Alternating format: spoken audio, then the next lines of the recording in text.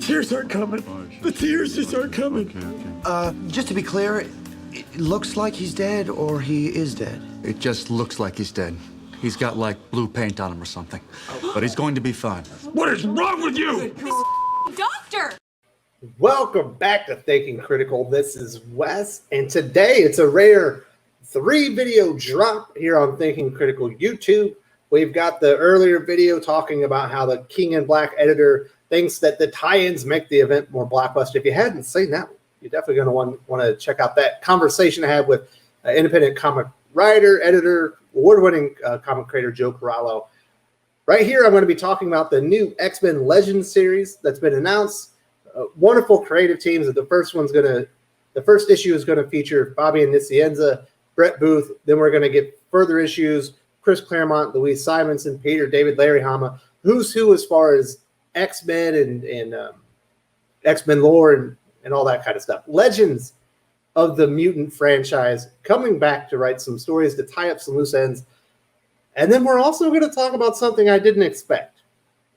Last week, I said, I'm out. I'm done with Ten of Swords. You fed me 14, 15 pages of the exact same art. You told me the same story 5 times. Then you gave me a tasting menu. I said enough is enough. Obviously, I did that the first video. I also did This Week in X-Men like I do every week. Brought on Doc. He said the same thing. And then I started getting messages the last couple of days saying, Wes, you got to check out the next 3 chapters of Ten of Swords. It's worse than you could have imagined. And then Doc messages me out of the blue. He says he's read it. I thought you were skipping it. He said, I guess he just can't let the X-Men go. So I guess we are going to read the next 3 chapters. I believe it's Wolverine, Marauders, Excalibur. And we are going to talk about them and review them right here on the channel in depth on Sunday. But I am going to give some general thoughts on that after I talk about X-Men Legends here in this video. Also, tonight there will be a review of Punchline #1, James Tynion, Sam Johns with Mirka and Dolph on art. I think people will enjoy that as well. Now, before I get into the details of these Marvel X-Men stories, I do want to say if you haven't subscribed to the channel, subscribe, hit the bell for notifications. Give me a thumbs up if you enjoy this. Give me a thumbs down if you don't. Either way, I definitely want to know your thoughts about X-Men Legends. Who do you want to see come back? What story do you want to see Chris Claremont, Peter David, Louise Simonson, Larry Hama, Fabian Nicieza? What do you want to see them tie up? What loose ends are hanging out there that you've always wanted to see finished? And I definitely want to hear your initial thoughts on Ten of Swords. We're not going to get into detail today, but is it worse than you could have imagined? Or is it meeting your expectations? I definitely want to hear that as well in the comments section. Now, getting into Marvel X-Men Legends, #1. This is the cover, and this is from Brett Booth. Unfortunately, Brett Booth, there is not a decent picture of him on the internet where I could take it and put it in the art and stuff. So I will talk about him initially. I'm very happy he's come back to the X-Men franchise. Obviously, initially he was announced that he was going to be working on like a short story as part of an anthology with Chris Claremont, which is huge. That's got to be an honor. Chris Claremont is the godfather of X-Men. He might not have created them, but Chris Claremont certainly perfected X-Men, the mutant franchise, and made it one of the best sellers in the history of comic books.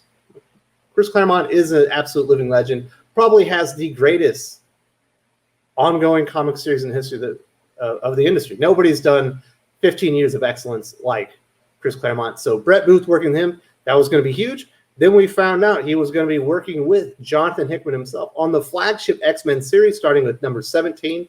And there was a little bit of blowback. We heard from the Xavier Files and others, all 9, that they weren't happy because Brett Booth is not a yes man. He's an individual thinker. He does what he wants to do. And sometimes he sticks up for people that they don't like and whatever. So they try to tarnish his name. It did not hold. Obviously, he's illustrating X-Men Legends #1 with Fabian Nicieza. And I think that's great. Brett Booth's a good guy. He's a great artist. Certainly has a 90s flair about him, but his art has certainly evolved over time. He's not the same artist even that he was 5 years ago, let alone 20 years ago. So great stuff. Really cool cover. Couldn't be more excited about that. Now let's look at the writers, because these are the X-Men Legends themselves. When you hear the name X-Men Legends, I believe it's also a video game. You think it's going to be the X-Men Mutant Legends, your Wolverine, Cyclops, Professor X, Jean Grey, Storm, the original X-Men team that Stan Lee created. But no, the X-Men Legends, in this case, are the actual creators. First and foremost is going to be Chris Claremont himself. I already told you his credentials. Yeah, you can't beat what Chris Claremont did with Uncanny X-Men. The man is an absolute legend. But there was a woman behind the man for a large portion of that time. Louise Simonson was his editor. She was able to keep him on track, was able to remind him, hey, you got these hanging plot threads out there. And he was able to cover so much ground, even in that much of a span of time. Just think about all the things Chris Claremont did. All the things that he brought to Marvel lore, the X-Men lore and everything. Louise Simonson was a huge part of that. Obviously, she has written X-Men in the past as well. And I couldn't be more excited. Cannot wait to see what those two are absolutely going to cover within their X-Men Legends issues. Hopefully, they're not just one-offs. I want to see 2 or 3 Chris Claremont X-Men Legends. I want to see Louise Simonson 2 or 3 times. Larry Hama, obviously, he did a lot of work on X-Factor. Peter David, what's crazy? Peter David, you think about him, he's been in the industry so long, but when you look at the current creators at Marvel as far as writers, there's only 2 that I would put above him just as far as quality, and right now it's Chip Zdarsky, who I think is the best writer at Marvel at the moment, and Donny Cates, who's obviously the hottest writer at Marvel. He's the bestseller right now. Anything you put Donny Cates on is going to get huge numbers. But Peter David, they don't let him play in the current 616 playground. He's doing symbiote Spider-Man. He's doing those in miniseries where he's basically going back and telling new tales of Peter Parker Spider-Man when he was in the black suit after War World, before he found out he was infected with the Venom symbiote. And he's also currently doing the Maestro. Obviously, the man is a legend himself when it comes to the Incredible Hulk.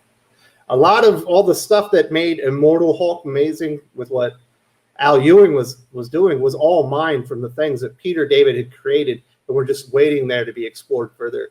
And Peter David's awesome, obviously, with what he's doing with Maestro.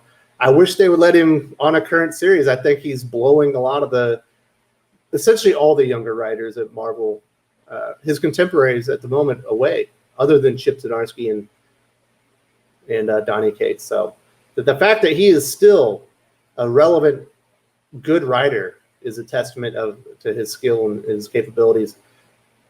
Can't wait to say that. Now, originally, this week at X-Men was just going to be me and Doc saying, hey, what do we want to see? Larry Hama cover, Louise Simonson, Chris Claremont, Peter David. Obviously, we know what Fabian Nicieza is going to be covering. I'm going to get to those details here in a moment. Obviously, we're going to review the 3 Ten of Swords issues, but we're still going to do the other video. That thing I think is going to come out on Monday.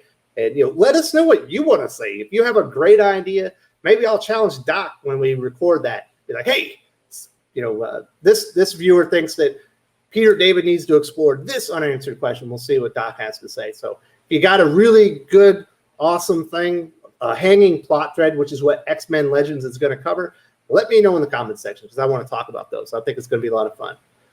We probably would cover something like this on Comics Aficionados, but there's been a whole lot of movement over at DC Comics as far as their senior staff, their new editor-in-chief and stuff like that. So we're going to be covering that on that show. But on Monday, we will talk about all this. Now, getting into Fabian Nicieza and the Brett Booth story, this is what Fabian Nicieza had to say about his opportunity on X-Men Legends #1. It's incredibly exciting to finally tell the story of the infamous Third Summers brother.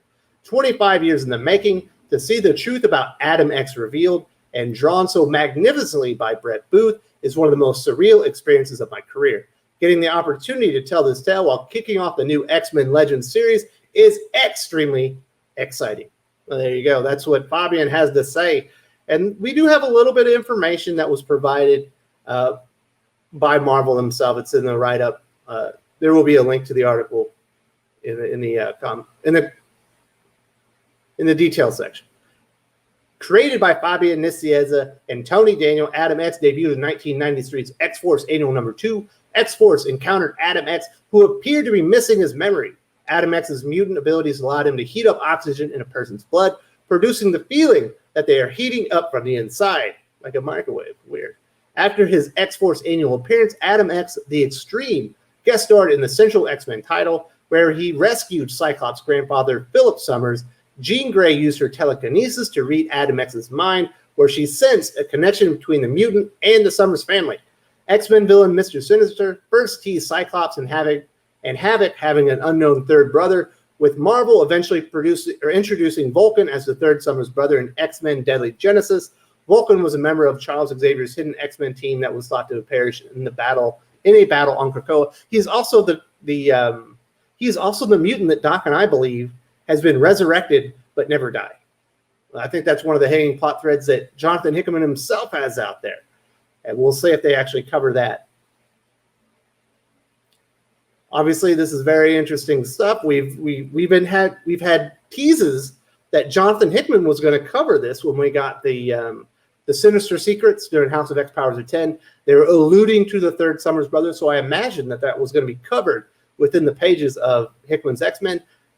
It appears that plans have changed, or maybe that was never the plan, because Fabian Nicieza is going to come back with Brett Booth, and they're going to cover that. I think it's going to be very exciting. I think X-Men Legends sounds boss, and I couldn't be more excited about this. I will absolutely be reading these. We will be reviewing these every time they come out here on This Week in X-Men with Doc, the X-Men historian and the Marvel aficionado.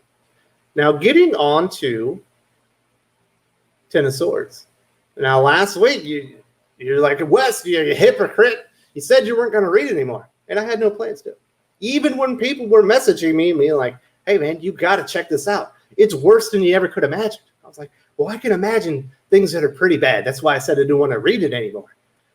I said, Doc's out too. I'm not reading this crap. And then I get a message from Doc. He's like, yeah, I read those issues. You're not going to believe it. I was like, huh, Doc, we said we were out the game, man. So I went and I perused. I believe it was Marauders. Yes, Marauders. So I didn't even really get to the battle yet. I haven't read the whole issue. But apparently the fighting begins. And maybe it's not the traditional contest of champion sword fighting that we all imagined, which I thought was kind of lame since you have mutants and they have mutant abilities. I'd rather see them use their mutant abilities to clash with each other. But apparently they've somehow made mutant sword fighting sound much cooler than what they're actually doing. Apparently there's some type of stupid wedding. There's an arm wrestling contest. There's a battle to the death to where the winner is the person that died. And that makes a lot of sense. So there's a lot of stupidity going on here. It's baffling, mind-blowing. Like I said, I can imagine things being pretty bad. But I never imagined it could get this bad. So I do it all for you guys. I'm going to do it, but I'm not happy about it. At this point, if I'm going to get through chapter 16 of 22, really it's chapter 18 of 24, because I read the two preludes. I'm going to have to commit to the bit and just do the whole damn thing. The thing is, like, I read all of Iron Man 2020, which was awful. Virtually unreadable. Such a bad story, just a bad comic. Even though the art was okay, it was such a bad comic. But I was able to get through it because it's really, like, what was it, like 5 issues? Once you get through issue 2 or 3, you're halfway done. This one, you get through issue 11, and there's still 11 issues to go when you're halfway done. It's so big and so bad, but I don't know. I guess I just got to do the damn thing. You know what I'm saying? And this stuff is like I've seen I've had people sending me pages of what happened. Baffling. The art looks pretty good for the most part. Phil Noto picked up his work in Excalibur. Right? No, he wasn't on Excalibur. He was on Cable. But his work picked up on the last issue of Cable. Caselli is just a really good artist, and Joshua Cassar has been killing it on X-Force. So the art is very good. It's completely wasted on these terrible stories. I'm not going to get into all the details because I don't want to review it twice. Kind of like what I did last week, but I was really pissed then. I'm not pissed anymore. I've just accepted. This is the biggest waste of time. This is one of the dumbest events in Marvel history. And it's one of the worst executed events in Marvel history. Is it worse than Age of X-Men? Well, there were no expectations for Age of X-Men. I think when they announced that, everyone was like, that's going to suck. When they announced Ten of Swords, like, well, it seems hokey, but, it's Jonathan Hickman, House of X Powers 10. Got to give it a shot, right? Then when they announced it was going to be, I think it was originally going to be 13 chapters, and then they expanded to 22 chapters and said, wow, it's a lot of chapters for an event about sword fighting. It seems pretty bloated to me. That might be a mistake, but it turns out the sheer scale of it, as far as the page count, is a blunder, but it pales in comparison to letting Tini Howard have any say-so in the direction of anything important on X-Men or anything associated with Marvel Comics. And I fully blame Jonathan Hickman. I do not blame Tini Howard. Everyone in the industry, I guarantee you, everyone at Marvel knows she's not ready for this. Tini Howard knows she wasn't ready for this. Jonathan Hickman absolutely knew that she wasn't ready for this, yet he let her do it anyway. He's let her embarrass herself. He's let her embarrass him, and now she's embarrassing Benjamin Percy. Well, Jerry Doug was already embarrassing himself, but she's now embarrassing all the rest of the creators because they're having to play in this stupid playground that she's created that is just awful. And it's we're seeing results that we couldn't have even expected being this bad. I knew it was going to be bad. I said, hey, this is a complete waste of time. There's no hope for this event. But it somehow sank to depths lower than I could have. I did not see this coming. And I knew it was going to suck. I said, this is going to be bad. But is this the fucking worst? Perhaps.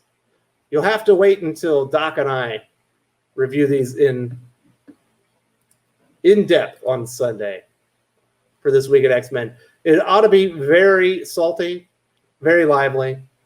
I'm probably going to have to cut Doc off because he's going to be so mad he's never going to want to stop talking and tell me how horrible the comic book is. Well, and you guys, obviously. He loves talking X-Men. And Ten of Swords. Nobody could have saw this coming. I know Chase from Gateway into Comics, he's no longer covering the event. I've heard that Perch is calling this the worst comic ever. I believe it was it Marauders? I think it was the Marauders issue that he says is the worst comic book ever. I find that hard to believe. I just read Batgirl 50. But I do feel like there's something going on with the industry, and I'm going to try and get Perch on the channel next week and say, like, hey, what happened? It feels like we're getting an overwhelming amount of crap right now. Maybe he has some answers. And if you guys have any ideas on what has happened to the industry in the last 6 months coming out of the pandemic, it seemed pretty strong at first. Empire sucked, but, Batman 3 Jokers was great. There really just hasn't been much good other than independent comics. What's wrong with the big two, people? Let me know, because I'm going to bring Perch on the channel. We're going to talk about it, because I'm distressed. Because I have to read all this crap. I actually don't like reading bad comics. I read a few of them just to review on the channel because, they're important characters. So it makes sense that I have to kind of keep it up with X-Men. They're the second most important character set at Marvel Comics right after Spider-Man. So I don't know. It's awful. X-Men Legends is going to be fucking dope. We're all going to enjoy that one. Curtis Claremont, Louise Simonson, Peter David, Fabian Nicieza, Brett Booth, Larry Hama. Absolutely sold. Sold the moment I saw what it was going to be. Ten of Swords. Whew. It's rough. Really rough. If you enjoyed this video, please give it a like. I would appreciate it very much. It helps us attract more views for the channel. Subscribe for future commentary, comic book news, and reviews. And don't forget to ring the bell for notifications. If you want to talk comics, movies, and much, much more, you can follow me on Twitter at Wes_from_TC. With that, Salamat Po, and I'm out.